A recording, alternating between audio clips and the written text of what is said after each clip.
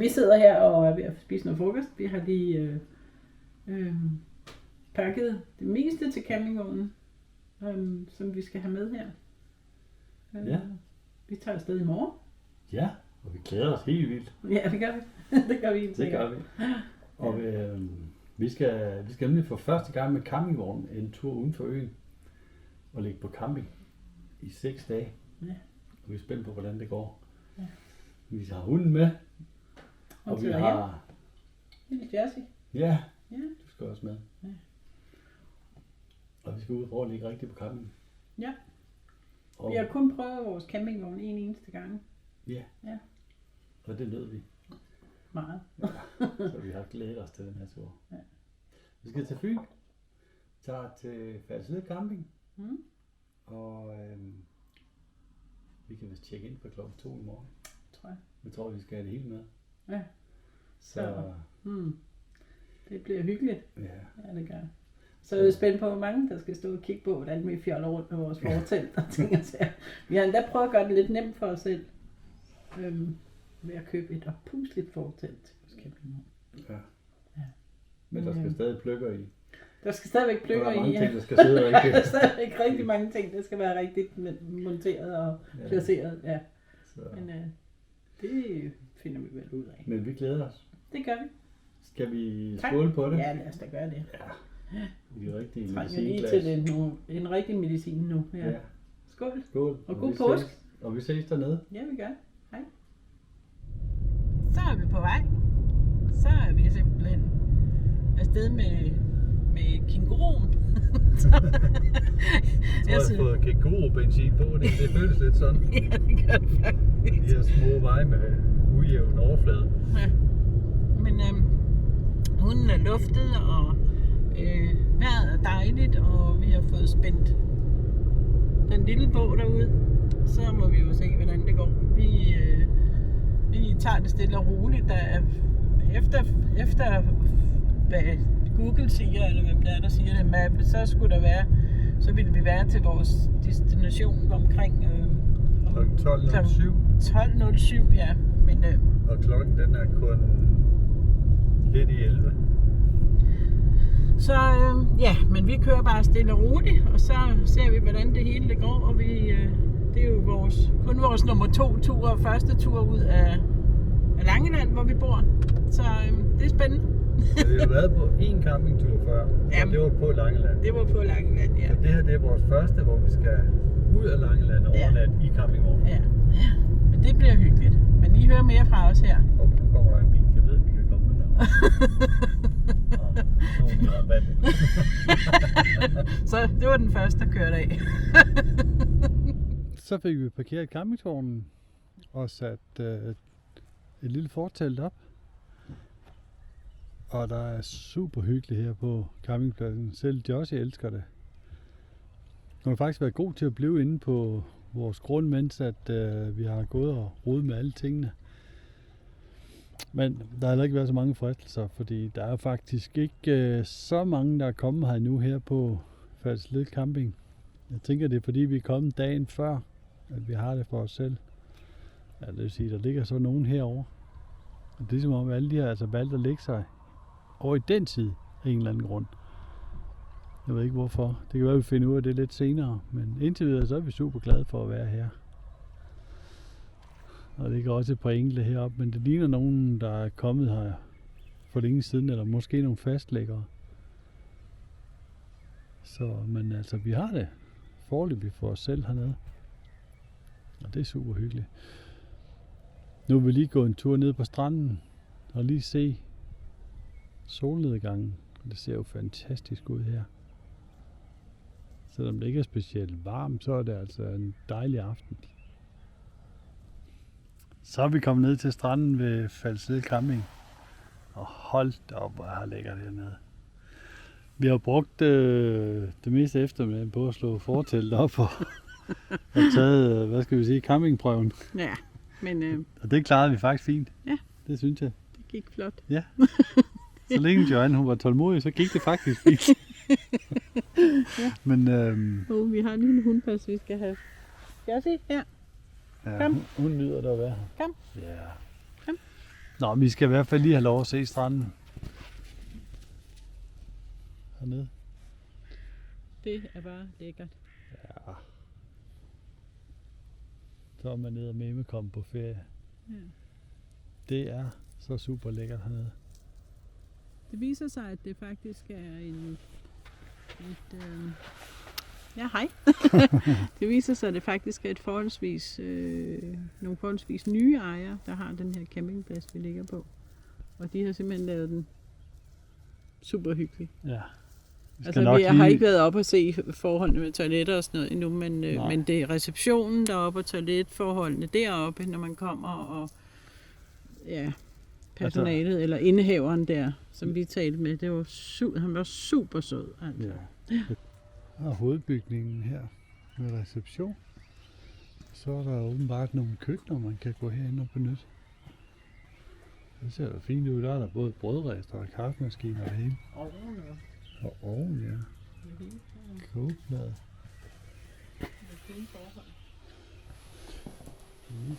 Der er allerede nogen, der laver god mad, kan jeg lugte.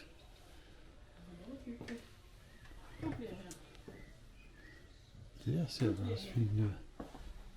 Og eddermame rent og pænt. Det er da helt vildt. Det er slet ikke som man husker camping. Ja. Det er bare, hvor man kan sætte sig Nej, det tror jeg. Der kan man da sætte sig ind og hygge sig lidt, hvis man har lyst til det. Der ligger de store fugle, man kan lægge ud. Ja. Hvor kan man lægge dem, siger du? Nå, på de her. Ja, så ligger der sådan nogle. Den ligger og slænge sig her. Fedt. Det er lige om at se badet om bagved, tror jeg.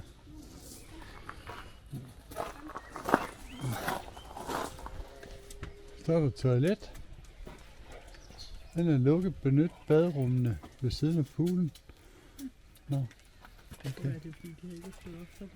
Ja, skal vi lige kigge ind og se, om det er åbent hende.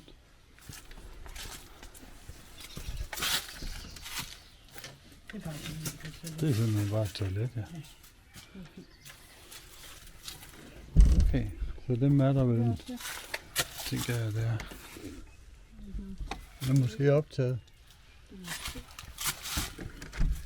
Og den er låst. Nå, så er der ikke så mange toiletter, men så er det godt, vi har i vores campingvogn. Og det er det til tømning af campingvognens toiletter. Så.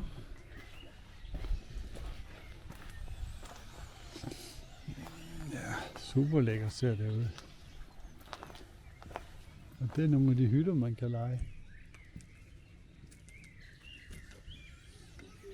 Ingen rigtig campingplads uden en pool. Men den her tror jeg, hvis det ikke er klar til sæson endnu. Det kommer nok senere. Det ser i hvert fald lækkert ud af området.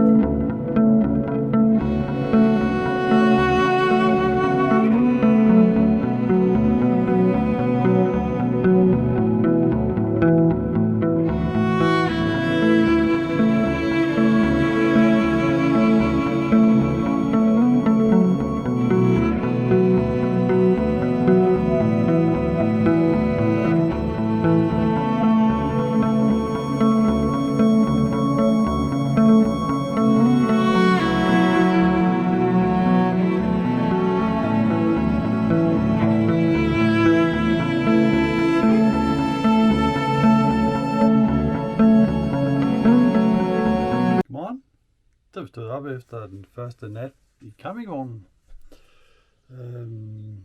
Der er blevet ryddet til side herinde, så vi kan være her. Og nu vil jeg lige gå ud og høre, hvordan Joanne hun har sovet.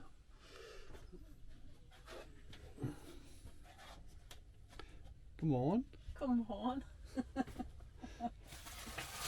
Og godmorgen til dig, Josie. Hvordan har du sovet i nat? Det kunne nok godt have været bedre. Nå. Godmorgen. Jeg har sovet fantastisk i hvert fald. Ja, men det er ikke i tvivl. Nej, det er jo helt normalt. Og hunden har også sovet godt. Vi har sovet fantastisk, ja. Og jeg ved ikke om det er mine skulder. Jo, jeg ved, der er noget galt med mine skulder, men jeg ved ikke om det kun er dem, der er noget galt med, eller om campingvognen har stået lidt skævt, eller. Nej, det tror jeg ikke. Den er altså helt i vatter. Den er helt i vatter. Ja, Nå, så er det bare mig, der ikke er i vatter. Ja. Men har I set her? Jeg jeg har jo, uden at Sten han opdagede det, så fik jeg lige snedet de her æg med. Og så min største mission i går, da vi kørte afsted, var faktisk at komme ind på en plads og holde, hvor jeg eventuelt lige kunne have fået lov til at have klippet et par grene af. Det lykkedes ikke. Der var ingen grene der, hvor jeg fik lukket Sten ind og holde med campingvognen. Men det lykkedes mig senere at finde nogle grene i en butik i Faaborg. Og så jeg kunne få brugt alle mine påskeæg, som jeg har snedet med i bagagen. Det er uden Stens viden.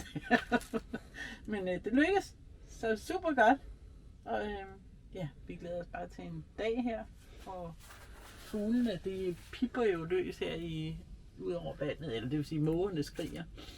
Og ja, om kvarter, så er morgenmaden klar oppe i receptionen. Og så vil jeg gå op og hente den. Og så håber jeg, at Joanne hun vil lave noget kaffe, mens jeg er heldig. Jeg kunne lige forestille mig, at det var det, du godt ville have, ja. Så. Nå, jeg synes lige, vi skulle tjekke, om gulvet det egentlig er i vatter, fordi det var det jo, da vi satte campingvognen op. Men jeg kan da godt se nu, at den er gået lidt ud af kurs. Så det er da nok derfor, du har sovet skidt, Joanne. Det må vi lige ud og have rettet på. Nå, nu fik jeg lige sparket lidt til vatterpasset, så blev det faktisk lidt bedre. Så jeg ved faktisk ikke lige, om det er vatterpasset eller vognen, der ikke er lige. Så jeg mener, at vi skal have 2 vatterpas, så vi kan blive dobbelt forvirret. Jamen, så er vi klar til at spise noget morgenmad. Ja. Joanne, hun har lavet kaffe. Det har jeg. jeg. Op og hente rundstykker. Og nu har vi jo set, at der er mange, der køber nogle forskellige af de her kaffemaskiner og sådan noget. Og det er også smart nok, men jeg er så en af dem, der ikke kan tåle det her, hvad hedder sådan noget? Nescafé, ja. Så, så det ville være en almindelig kaffemaskine, vi skulle have med. Og ved du hvad? Sådan en helt almindelig hjemmebrygget kop kaffe, hvor man hælder vandet ned over bønnerne. Det smager altså bare godt. Så det har vi valgt at køre med. Det var lige smagen. Ja. Vi smagte den lidt, 20-startet lidt i går, ikke? Men den er stadig god. Men den er god. Det er den, ja. Og så, jamen det, solen den er jo på vej frem, kan I se. Det er torsdag. Og ja, så meget mere. Naboerne holder fest, det gør de så ikke, for de er ikke kommet endnu. Nej, der er ikke nogen naboer, der holder fest, nej. Det er der ikke. Men stadigvæk en totalt positiv oplevelse af pladsen, vi ligger på. Ja. Og Hunbas, hun er også, meget godt tilfrids. Ja. Hun synes, elsker de gode pladser, man kan få rundt omkring, ikke også? Ja. Det er ikke noget hundeliv. Nej, det er noget bedre. Det er det bedste. Ja, det er det. Så skulle vi ikke tage en morgenmedicin? Jo, det gør vi. Så jo, det gør vi. Kom i gang med dagen stille og roligt. Skål. Morgenmaden i hvert fald. Ja. Skål. Vi venter jo gæster snart. Ja, vi kommer snart gæster. Ja, det gør der. Det er hyggeligt. Ja, det gør det. Skål. Skål. Så har vi fået besøg. Max han er kommet forbi. Hej. Vi sidder lige og får det frokost. Så en påskefrokost er det vel nærmest, kan man sige. Det er det jo næsten, ja. Ja. Der er godt nok en høne, men ja. Det er blevet regnvejr, så vi er nødt til at være indenfor. Ellers så har vi selvfølgelig gået en lang tur. Så, men det kan vi ikke, når det regner jo, desværre. Ja, det er du sikkert.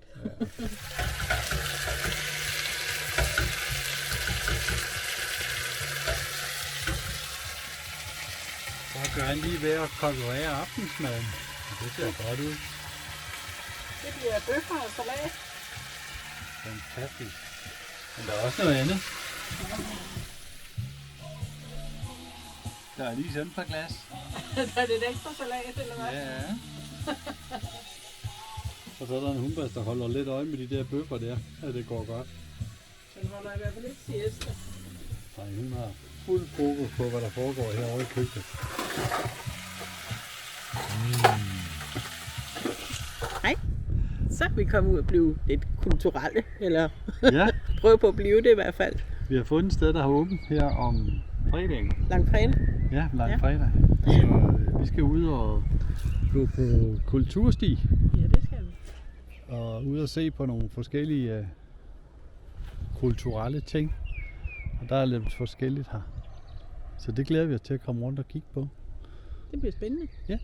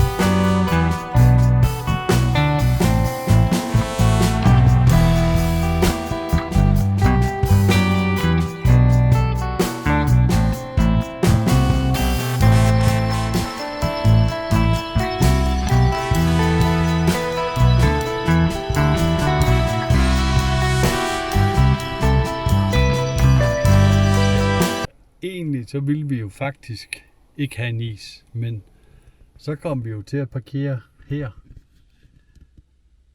Og der er jo kun parkering for kunder, så vi er faktisk nødt til at gå ind og blive Vi kunden. er faktisk nødt til at gå ind og få en is nu. Der er Det ikke er jo andet at også gøre. pokkers. Ja, pokkers.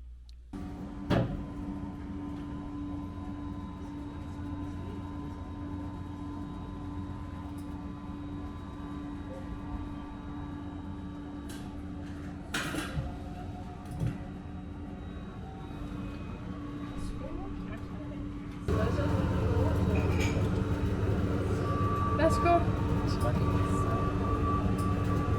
Ellers andet. Ja. Skål. Skål. Jeg tror, det bliver aftensmaden. Det kan godt være. Nå, men hyggeligt.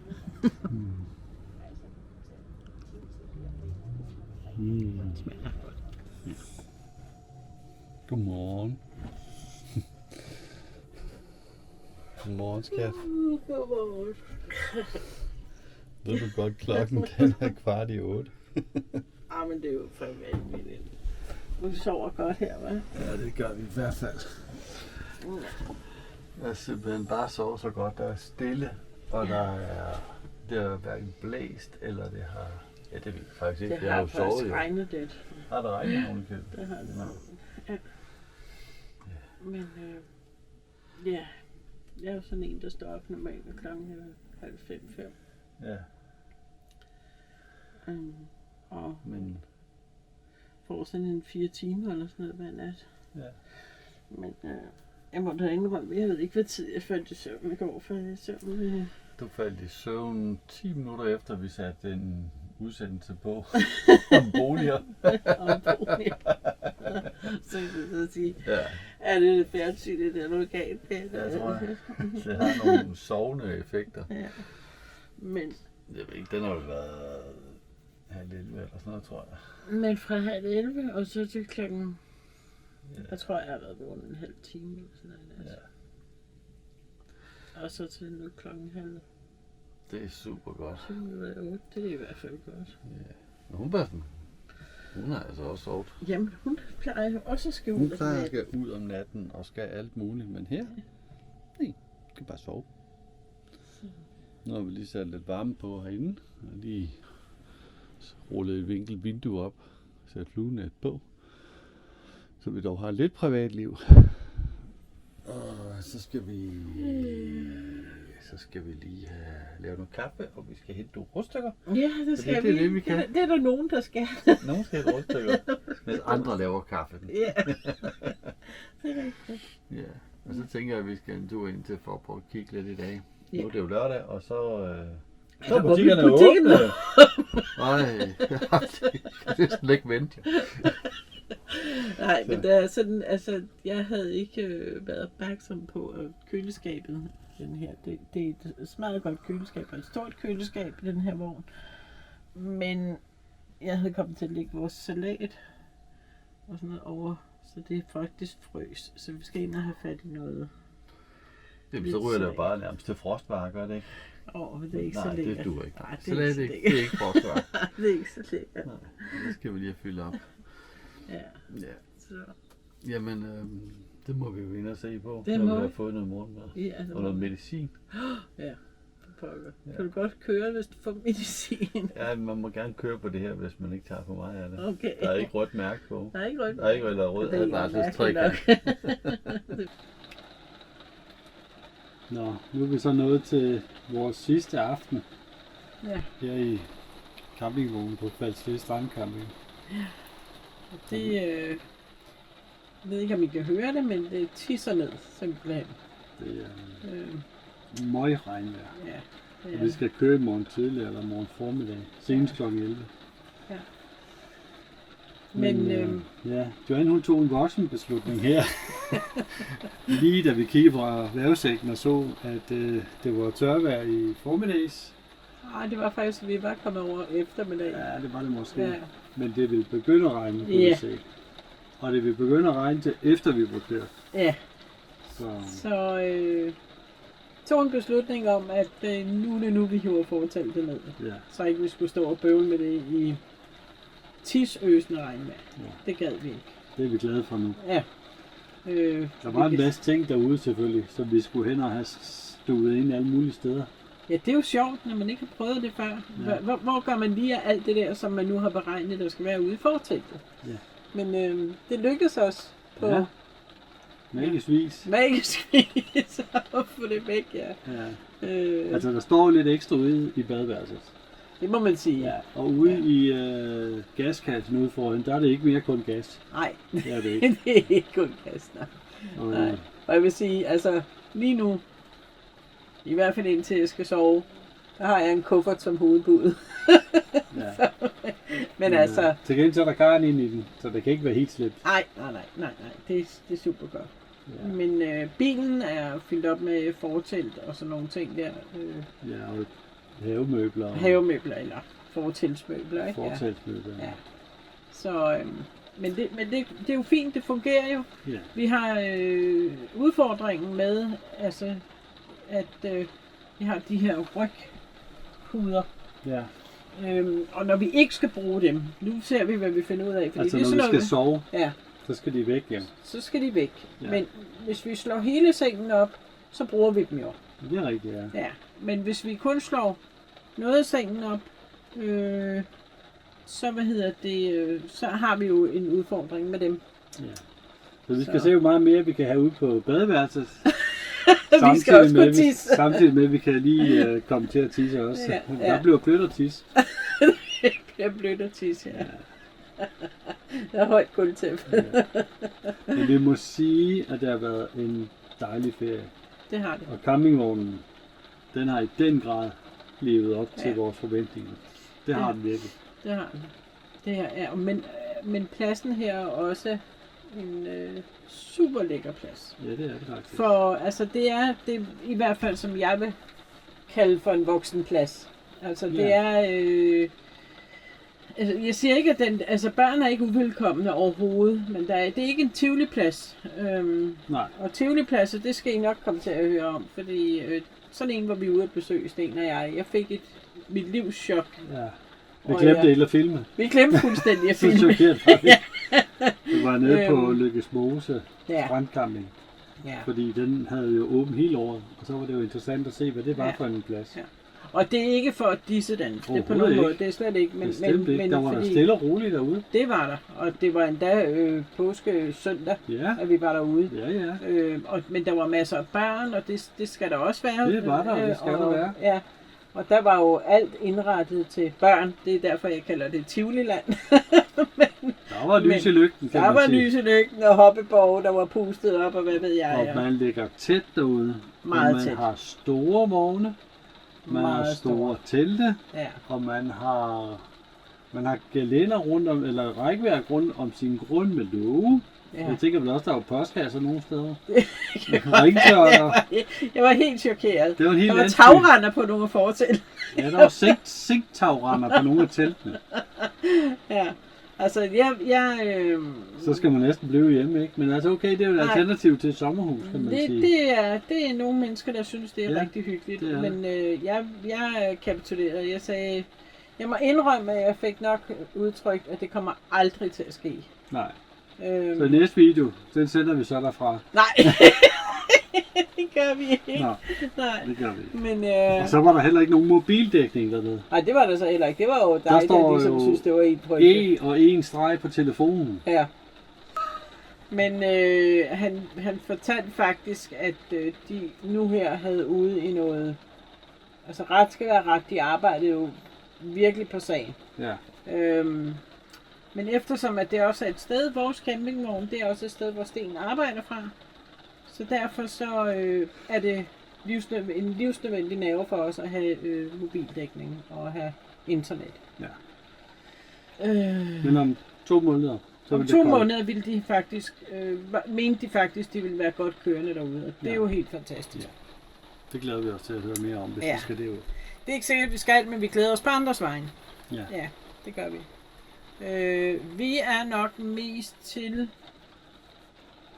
den her slags plads, som er en lille bitte intim, hedder det ikke det?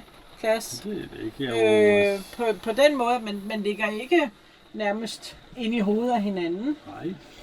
Der er det er nogle pæne store pladser i hvert fald, de fleste af dem. Ja. Der er lidt af hvert. Der er nogle store hytter, der er små hytter. Der er telte, man kan lege, når vi når lige lidt længere hen omkring pinsen, tror jeg, de bliver rejst. Var det ikke April, sådan? så Nå, sidst i april. okay. Ja, Det er rejst Og- nogle store telte. ja, 40 kvadratmeter store. som er møbleret, ikke? Jo, det vil Ja. jeg tro, det Ja. er. Der er i hvert fald strøm og... Der er, Trægulv. der er faktisk en swimmingpool her på pladsen, som man tror jeg kan benytte gratis, når man Det bor ved vi her. faktisk. Nej, det ved vi faktisk ikke. Det er ikke, men det kan man nok godt. Den er ikke gjort klar endnu. Den Nej. åbner også først Ja. senere. Men har vi også vist billeder fra. Ja, og der er, men der er, man kan også komme ude fra byen af og benytte den imod betaling. Ja, 25 kroner så vi på prislisten. Og det er jo super fint. Der er faktisk, den ligger så tæt på stranden, så at der faktisk er nærmest sådan en opsejlingsting, man kan sejle ind til, hvis man kommer i kajak eller kano eller sådan et eller andet. Der er ligefrem sådan nogle hylder, man kan lægge de her kajakker på. Der er bålplads, og der er også en lille fodboldbane, der er en enkelt lille bitte trampolin, og der er et lille legeområde. Der er en fin pusleplads til babyer og sådan noget. Så det er ikke sådan noget, det er ikke børnefjendsk på den måde overhovedet, men det er ikke Tivoliland. Det er godt til bedsteforældre, der skal have deres små børnebørn med ud. Ja. Kan vi se. Der har været nogen, der Der har har været nogen. leget med deres børnebørn der, Ja. og passet dem måske herhen over nogle dage her i påsken. Ja, måske. Så er det, som sagt, så er det tæt på strand og tæt på en lækker stor skov, man kan med gangstier, man kan gå rundt. Og man kan faktisk, der er en lang gåtur af den her øhavssti, man kan spacere hernede fra. Den starter næsten hernede. Den starter nede på havnen, men den fortsætter her. Og jeg talte med en dame i dag, som fortalte mig lidt om, hvor langt man egentlig kan gå, og det var langt. Og langt ellers går er der der jo ikke. faktisk, ja, og ellers er der jo faktisk ikke mere end omkring 7,5 km ind til Forborg, hvis det skulle være. Nej. Så man har lyst til at gå ekstra langt. Så ja, der er Det er et smukt sted. Ja. Smukt sted.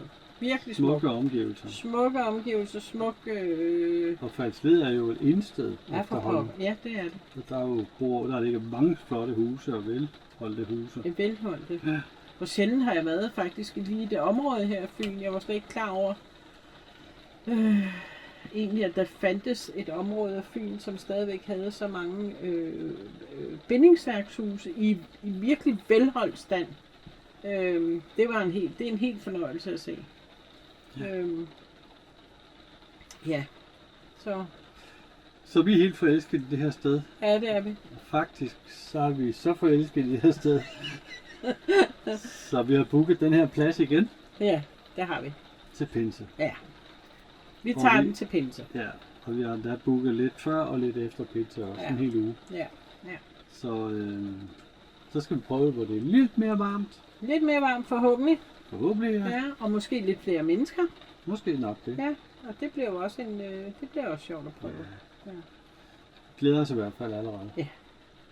Og det, som sagt, så er det jo stadigvæk sådan, så selvom det er ferie eller hvad det er, så arbejder du jo. Ja, Men, arbejder hele tiden. Ja. Så kan vi lige så godt arbejde i nogle lækre omgivelser. Ja. Hvad Langeland jo også er.